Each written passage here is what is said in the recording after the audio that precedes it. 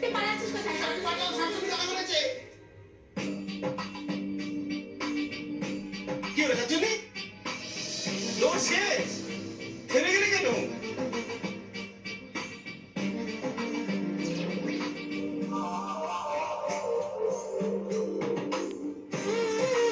তোর বন্ধু এসছে। ছেলে বন্ধু। ছেলের ইংরেজি বয় আর বন্ধুর ইংরেজি ফ্রেন্ড, মানে বয়ফ্রেন্ড। এসব কি? আমি আমি জানি না, আমি ওকে চিনি না। তুই যদি ওকে নাই চিনিস তাহলে তোর বাড়ি এলো কেন? এটা এটা কি তোমার বাড়ি? না, জানো কিছু জানে না। তুমি তো বলেছিলে এটা তোমার বাড়ি। মারি আর কি, আমি তোমাকে আমার বাড়ি কেন নিয়ে যাবো? তুমি কি আমার বয়ফ্রেন্ড? তাহলে কি ও ওর বয়ফ্রেন্ড? ও কেন এসছে? আমি জানি না। গিফট দিতে? কার গিফট? কিসের গিফট? আর ও কেন আমাকে গিফট দিতে যাবে? তাহলে কুর্তিটা বানিয়ে এনেছে কি আমার জন্য? হ্যাঁ, এটা তো আমি তোমার জন্যই এনেছি। বাহ রে বাহ, আমার জন্য বানিয়ে এনেছো? হ্যাঁ। তো মাপটা কি আমার গায়ে নিয়েছিলে না ওর? সত্যি করে বলো, নালে কিন্তু তোমার গার্লফ্রেন্ড মরে যাবে। কি হলো, চুপ কেন, বলো।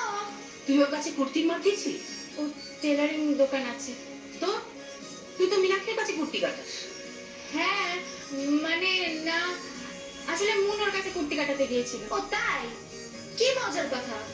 আমি কুর্তি কাটাতে গিয়েছিলাম আর কুর্তির মাপ দিয়ে আসলি তুই? কেন? দেখ, তুই কিন্তু আমাকে ফাঁসাচ্ছিস। তুই অলরেডি ফেসে গেছিস। কাকি, গিফট ওটা, গিফট। একটা ছেলে ঘর বয়ে ওর জন্য গিফট দিয়ে এসেছে, বোঝো কাণ্ড। দেখ, তুই যেটা জানিস না সেটা নিয়ে একদম কোনো কথা বলবি না। কুর্তিটা আমার নয়, আর তুমি চুপ করে আছো কেন? আমি আমি তো তখন থেকেই বলে যাচ্ছি এটা আমি ওর জন্য এনেছি। অমনি ধরা পড়ে যেতেই দুই চর এক হয়ে গেলে। এখন দোষটা পাচ্ছ আমার ঘাড়ে। কুর্তি বানিয়েছে কে? আমি। আর মাপ নিয়েছো কার? ওর। আর এখন কুর্তি হয়ে গেল আমার। এখন তুমি যাও।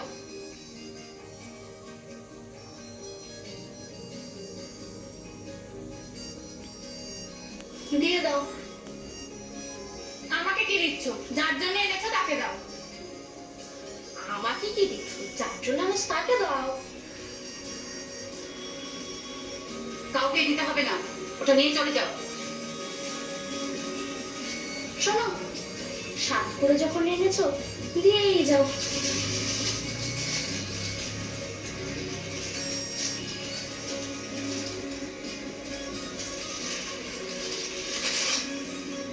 আসছি কাকি, আসি।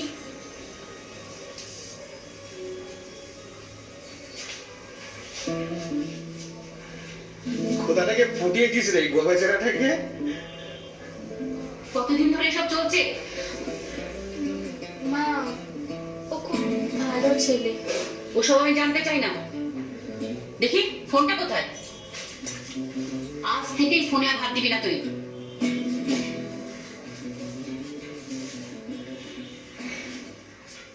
আকি, ছেলেটা কিন্তু ভালো। তুই কি করে বুঝলি? আরে দেখলে না এরকম গর্বচারের মতো যে যা বলছিল চুপচাপ শুনছিল। হ্যাঁ, কিন্তু ও ঘরে চলে এসেছে, এটা কি ঠিক? আরে তুমি বুঝলে না, ওটা তো মুন ওর সাথে ফাজলামি মেরেছে। ঢপ মারার মাস্টার তো ওই মুন। ও নিশ্চয়ই কিছু একটা মিথ্যে কথা বলে ওকে এখানে নিয়ে এসেছে।